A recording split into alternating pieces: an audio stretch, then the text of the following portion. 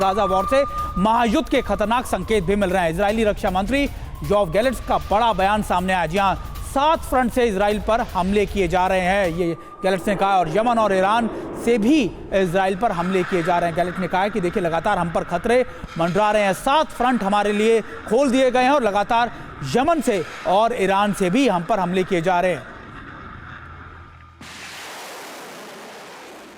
और इजराइल के रक्षा मंत्री योआव गैलेंट ने क्या कुछ कहा है, वॉर फ्रंट किस तरह से खुल रहे हैं। हम इस वक्त मल्टी फ्रंट वॉर में हैं, ये कहा गया गैलेंट की तरफ से। हम पर 7 मोर्चे से हमले हो रहे हैं, 7 में से 6 फ्रंट पर हम जवाब दे रहे हैं।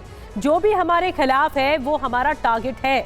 हम किसी भी दुश्मन को नहीं छोड़ेंगे, इजराइल पूरी ताकत से जवाब देगा।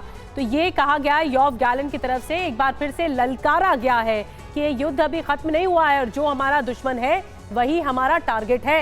लेफ्टिनेंट जनरल चतुर्वेदी सर, आप किस तरह से देखते हैं जिस तरह योआव गैलेंट ने एक बार फिर से हुंकार भरी है कि ये युद्ध अभी अंत नहीं समझा जाना चाहिए और अभी तो हम दोगुनी ताकत से जवाब देंगे?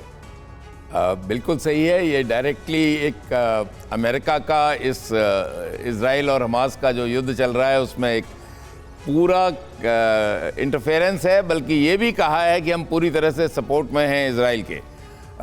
आसपास के जो देश हैं वहाँ पे, इंक्लूडिंग ईरान जो हम थोड़ी देर पहले बात कर रहे थे, यमन, हाउतीज, सीरिया, लेबनान, ये सब कोशिश कर रहे हैं कि इजराइल के अगेंस्ट एक मोर्चाबंदी करें।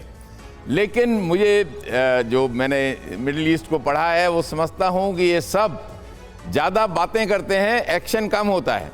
अगर आप इनसे कहें कि एक ब्रिगेड भेज दें वहाँ लड़ने के लिए, तो कोई नहीं भेजेगा, एक बटालियन नहीं भेजेगा, एक कंपनी नहीं भेजेगा। लेकिन सपोर्ट जरूर करेंगे, इंटरफेयर करेंगे। वहाँ पे जो हौती क्या है, ये एक टेररिस्ट ऑर्गेनाइजेशन है, they are not conventional arm forces. ये लोग इस तरह के नॉन कन्वेंशनल कावर्डली एक्ट, जो कावर्डली एक्ट होते हैं, उनमें विश्वास रखते हैं। लेकिन जब इस तरह के एक्शन होते हैं तो बहुत ज़्यादा कन्वेंशनल फोर्स डिप्लॉय हो जाते हैं। और यही इनका एम है कि किसी तरह से इंगेज रखें, अमेरिका को भी यहाँ पे लगाएं, उनको अमेरिका भी को भी वहाँ पे, क्योंकि अमेरिका के हर मिडिल ईस्ट के कंट्री में कोई ना कोई बेस है। और वहाँ पे जो अगर आप देखें तो रेड सी और पूरा जो सीन लाइंस ऑफ कम्युनिकेशन है उसमें भी अमेरिका के काफ़ी इंटरेस्ट हैं। तो ये सब चीज़ें देखते हुए ये बहुत इम्पोर्टेंट इलाका है और अमेरिका को इंश्योर करना है कि यहाँ पे पीस रहे। लेकिन पीस तब तक नहीं रहेगी जब तक इजरायली बंधक और अमेरिकन जो बंधक हैं वो वापस नहीं होंगे। मैं नहीं समझता तब तक इजराइल किसी प्रकार की यहाँ पे शांति चाहेगा। जनरल साहब, बात एक ही जगह आके अटक जाते कि बंधकों की रिहाई कैसे होगी। यही अमेरिका कह रहा है, यही इजराइल कह रहा है, और शायद अब हमास ये नहीं चाहता कि बंधक रिहा भी हों, और यही वजह है कि ये युद्ध और लंबा खिंचता जा रहा है।